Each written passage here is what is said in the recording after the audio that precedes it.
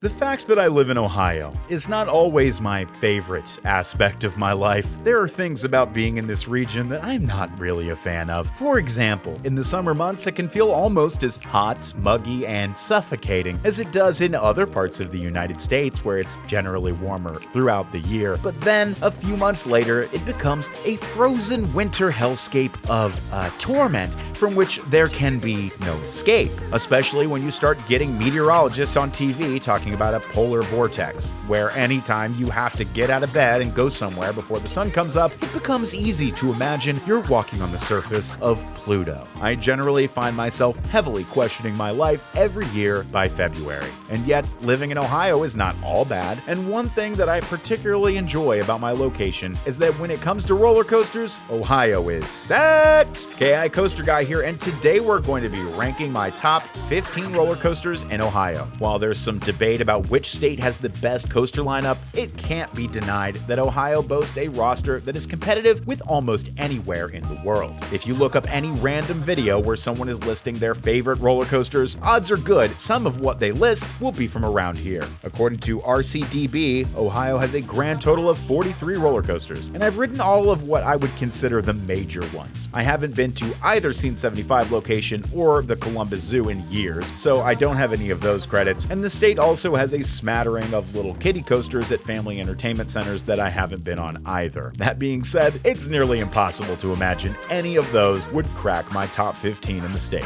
Anyway, folks, with that out of the way, let's do this. Number 15. Magnum XL 200.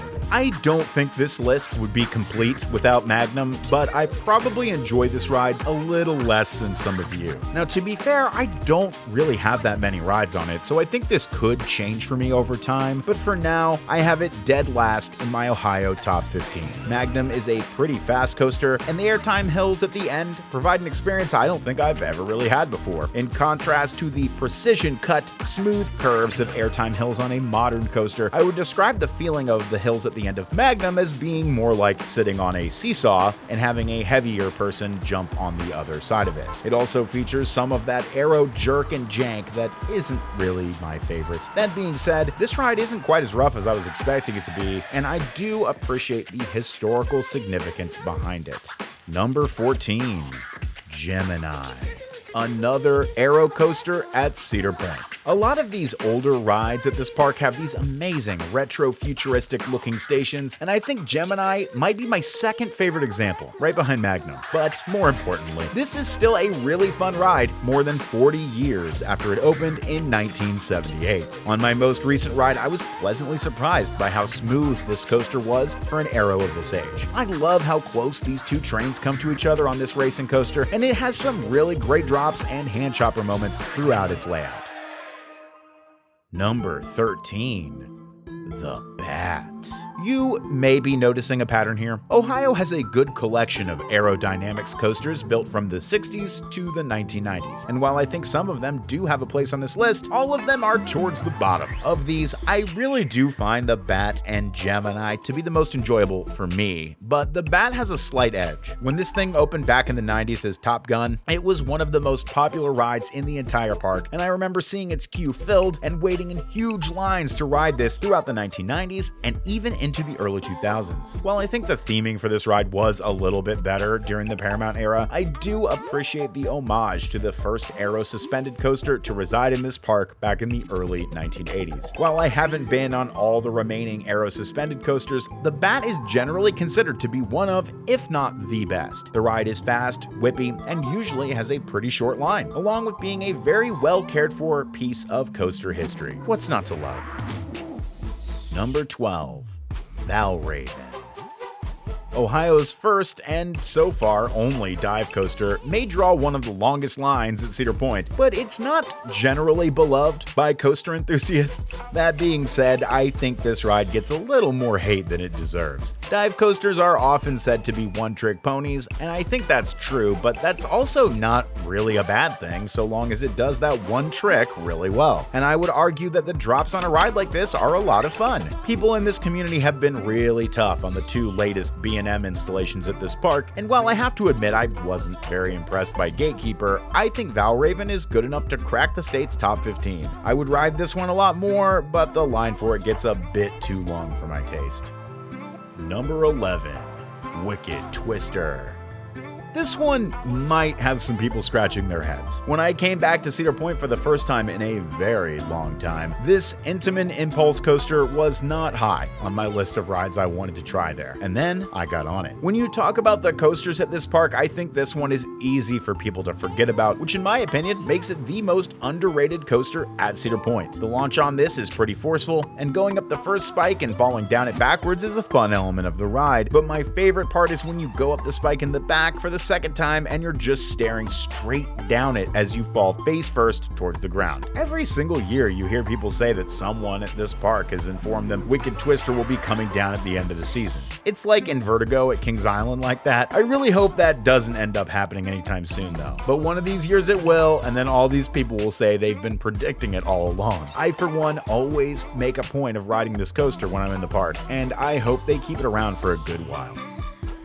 Before we get into the top 10, if you're enjoying this video, consider subscribing and enabling notifications so you don't miss anything. And as always, a like rating is very much appreciated and is one of the most helpful things you can do to support this channel. Also, I'd be really interested to know in the comments where you'd put some of these rides, or what coasters you think you'd switch out with something that didn't quite make it onto this list. With that out of the way, let's get back to it. Number 10. The Beast.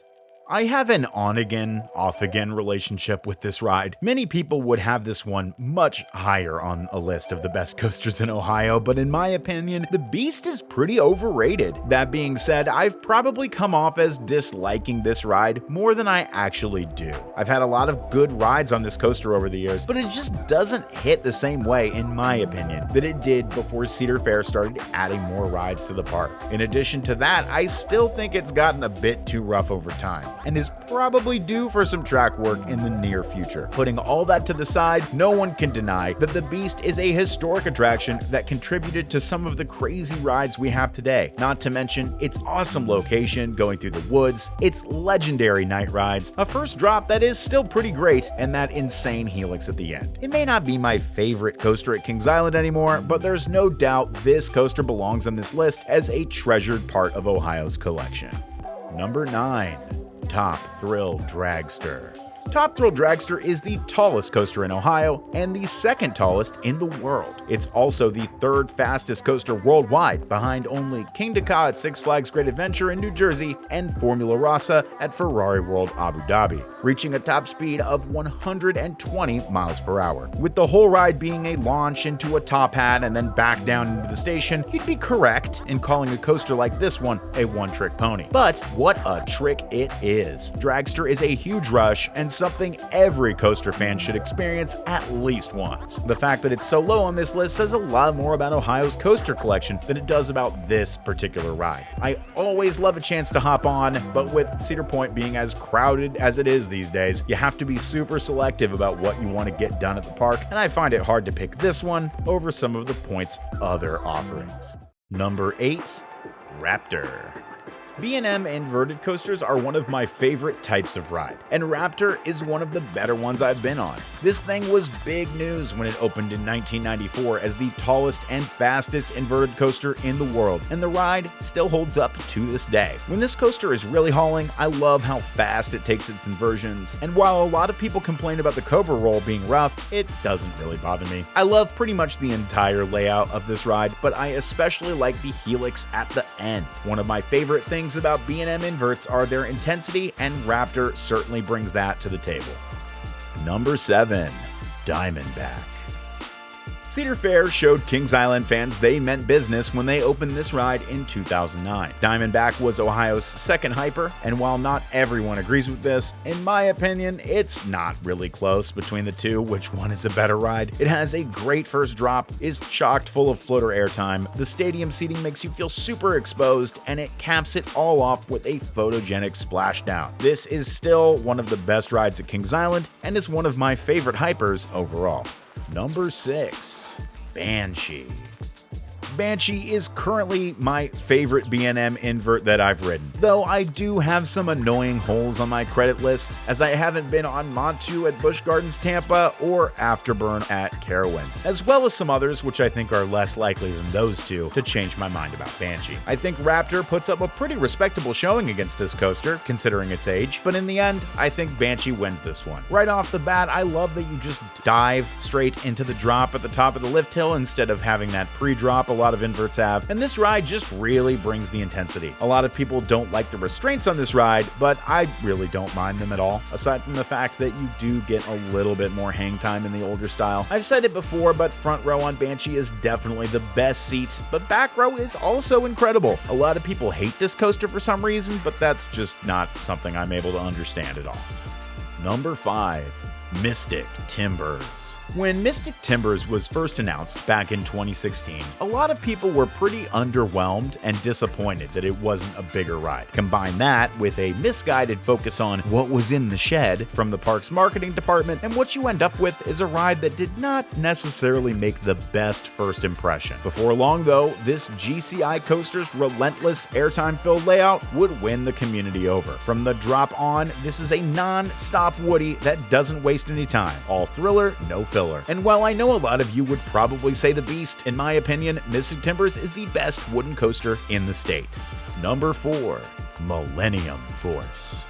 Millennium Force is one of those rides that's in this really weird place where it manages to both be underrated and overrated at the same time, depending on who you're talking to. I, for one, am a really big fan. While I think Millennium Force is a great ride in its own rights, and it would be a lot of fun no matter where you put it, it's one of those coasters that I think is elevated a bit by its complete package. It's right there by Lake Erie, and if you're sitting on the left side of the train closest to the water, you just feel so exposed between the lack of anything tall next to you and those T-bar restraints, which are one of my favorite things about that ride. Lining up for a night ride on this thing is a similar feeling to getting in line at night for the Beast, where the station is just full of hype and energy that you can really feed off of. It's fast, it has a great first drop, and while it's not known for its airtime, there are definitely some decent moments of air I get on it. It's also really impressive to me how well this coaster holds up after 21 years of operation, not to mention its historic significance as the world's first Giga Coaster. Before we get to the top spots, here are a few honorable mentions that didn't quite make this list. The Racer at Kings Island is the first coaster built at the park and often credited with rekindling America's love affair with roller coasters, which at the time were viewed as an outdated type of attraction. It doesn't make this list for me because it's just been outclassed over the years, but I wanted to mention it here because of its historical significance to the state's lineup. Iron Dragon at Cedar Point was left off for similar reasons as the Racer. I think of the two aero-suspended coasters in Ohio, the Bat is the far superior ride, but I do enjoy Iron Dragon's setting, going through some wooded sections and over a pond. Flight of Fear at Kings Island was one of the first coasters to use an LIM launch, and is probably a bit better of a ride than some of those towards the bottom of this list, but I decided to leave it off due to the fact that it has an exact clone at Kings Dominion in Virginia. Number 3. Orion. I know I'm a KI coaster guy, but honestly, putting Orion over Millennium Force wasn't as easy as you might think. I actually love both of these coasters, and I've been kind of oscillating back and forth between them on which one I like better. But I think the newest Giga has a slight edge from a ride experience standpoint over the first one. Orion is also in kind of a weird situation in that I really don't think this ride has gotten much of a fair shake from a lot of people. In my opinion, that comes down to the difference between what Orion is and what people envisioned a Giga coaster at Kings Island would be. I think that started to change a bit though. I see a lot more positive takes on this ride than what people were putting out there last year. Orion has, in my opinion, the best first drop at Kings Island and one of the best in Ohio. It's a really fast ride. I love that wave turn, and if you sit in the seat furthest right on the train, I think you get the most out of that particular element. I love the turnaround, the speed hill, the helix. It's just all around a really fun coaster. If you rode it in 2020 and didn't really like it, I suggest trying again now that the trains are being filled. I think it runs a lot better like that. Also, the trim brake on that airtime hill was pretty abrupt and a bit too strong the first year, but I think it's toned down quite a bit. A front row ride on Orion is a must. I love the way it looks at night, and I think it's really enhanced the skyline at the park as well. Number 2. Maverick. Maverick is a ride that if you'd never heard of it before, it would probably take you by surprise. I think a lot of people who ride it for the first time and don't know much about this stuff probably aren't expecting that ride to do what it does. That drop is so much better than it looks like it has any right to be, partially helped by the launch on the lift hill, and it's just so whippy and intense throughout its layout with rapid transitions, overbanks, and 2 really fun inversions. The launch through the tunnel is also a standout moment of this ride. Depending on who you talk to, this ride either does or doesn't feature much airtime, but in my experience, I get some really great sustained air during certain portions of this coaster, especially in the front, which is my favorite seat. Maverick is one of the best rides in Ohio, and definitely one of the best I've ever been on. Number 1. Steel Vengeance. I mean, we all knew where this was gonna go, right? Believe me, the temptation to pull an M. Night Shyamalan and put something else in this slot as a little twist was strong, at least to try to make things less predictable, but it just didn't seem right. Steel Vengeance is the crown jewel of not only Cedar Point's lineup, but also of the entire state's coaster collection. This coaster features one of the best first drops I've ever experienced, relentless airtime, great inversions, speed, and intensity. It's just a shame that getting on it is such a pain in the butt due to the crazy crowds and long wait times at Cedar Point these days. If you haven't seen it yet, I've also recently ranked my top 10 coasters at Kings Island, which should be popping up on the screen if you want to check that out, along with another recommendation if that one doesn't do anything for you. I hope you enjoyed the video. Once again, if you did, consider hitting the like button and subscribing if you haven't already. Anyway, folks, that all clear means I'm up, and out of here. Thanks for watching, and I'll catch you all next time.